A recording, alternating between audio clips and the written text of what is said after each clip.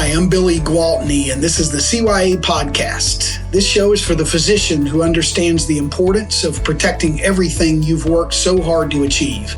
Each week, I'll bring you tips and advice to help you cut through the clutter and misinformation and show you exactly what you need to preserve your income and way of life.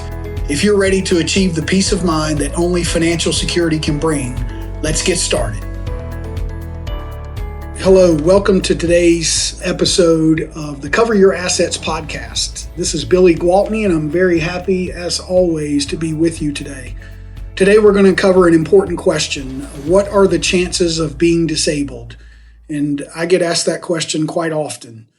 As a trainee physician or a young attending physician, so many of the clients we work with have been told at some point during their training about the importance of getting disability coverage. And attending that they admire or in some type of class setting, they've just been advised to look into their own private coverage, that it's important to have. But I think it can linger in people's minds about, okay, what are the chances of this really happening?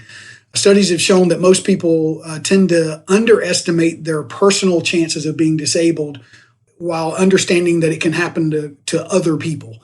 And so as we look into this, there's a resource that you could consider to look into where I'm getting a lot of this information. It's called the Council for Disability Awareness. They have a website called disabilitycanhappen.org.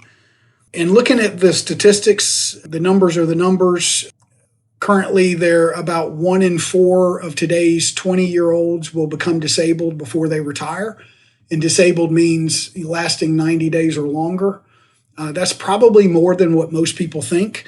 And so let's drill down further as we look at how this plays out. If you are a female in your 30s, an average or normal height, weight, and a non-smoker doing an office job or professional occupation, which physicians would fall into that category, there's almost a 25% chance of being disabled for 3 months or longer during your career.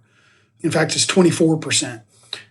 Along with that, there's a 38% chance that the disability, if and when it occurred, would last at least 5 years or longer. So almost 40% would last longer than 5 years. And the average disability for someone in their 30s, a female, would be 82 months. And so let's see, that's about 7 years, somewhere in that range. My math, yeah, that's right.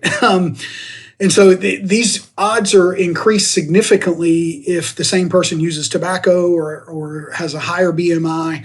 Those chances go up pretty dramatically. Females are typically more exposed to a disability than a male, or more susceptible to a disability. A male, conversely, also in his 30s, normal height, weight, a non-smoker, also working an office job or professional occupation, has a 21% chance of becoming disabled for 3 months or longer. And if disabled, the same percentage, about 38% of the time, the disability would last 5 years or longer. The average disability would also be 82 months. And so again, we're in that 7-year range. And as I mentioned earlier, same is true with males. If this person uses tobacco or has a higher height-weight ratio, then those chances of a disability increase significantly. One factor that decreases the risk of disability is maintaining a healthy stress level.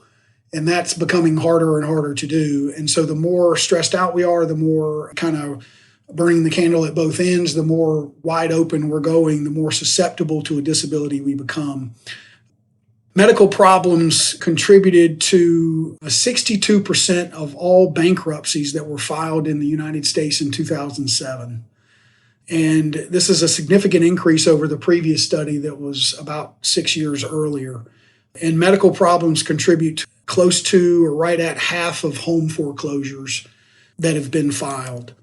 In another podcast, I'll talk about the causes of disability. It's important, I'll say it here, it's important to recognize that the vast majority of disabilities, over 90%, are illnesses, not injuries.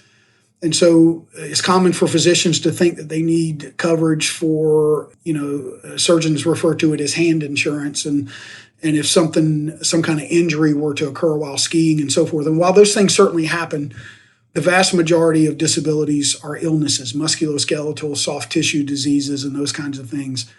And I don't throw these statistics around lightly. I'm not here to say that the sky is falling, but I think it's important to know that at the end of the day, the chances of being disabled are by far your largest exposure from a risk standpoint regarding things that can derail your career, more so than a lawsuit, more so than dying. The chances of a disability are significantly higher. And so it's important to be sure that, as I said, if your plan A doesn't work out for some reason, that you've allocated a small premium, a small amount in the grand scheme of your overall income to ensure your most important asset, which is your ability to perform your specialty. And that plan B, if you do it right, can help be sure that your dreams can, at least some of them, can still come true that you have for you and your family. I hope you found this topic helpful. I want to be short and sweet and get to the point. So my podcasts are typically not that long, but we'll cover other topics in other podcasts and separate them by topic as you do your research. Please feel free to text me anytime to arrange a conversation or with any questions. My number is 704-270-2376. Again, that's 704-270-2376. I'd be happy to discuss your situation anytime and answer questions. Until next time, this is Billy Gwaltney. Thank you as always for your time.